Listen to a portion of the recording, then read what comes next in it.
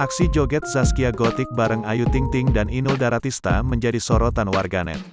Itu efek perut buncit istri Sirajudin Mahmud yang mana kini sang pedangdut Zaskia Gotik sedang hamil. Meskipun sedang hamil namun Zaskia Gotik tetap bekerja menjadi juri di acara Rising Start Dangdut Indonesia di MNCTV. Zaskia Gotik dan Ayu Ting Ting serta Inul Daratista tampil membawakan lagu berjudul Lanange Jagat di atas panggung pentas audisi. Saat itu, mereka menjadi juri di ajang Top 8 Rising Start Dangdut MNCTV. Zaskia Gotik berduet dengan Ayu Ting Ting dan Inul Daratista membawakan lagu tersebut dengan ekspresi ceria. Senyumnya merekah ketika menghibur penonton. Ketika itu, Zaskia Gotik tampil cantik dengan dress hitam yang panjang. Ada pula yang menyoroti aksi Zaskia Gotik joget lincah dan aktif di panggung. Hal itu menjadi sorotan lantaran perut buncitnya yang sedang hamil itu.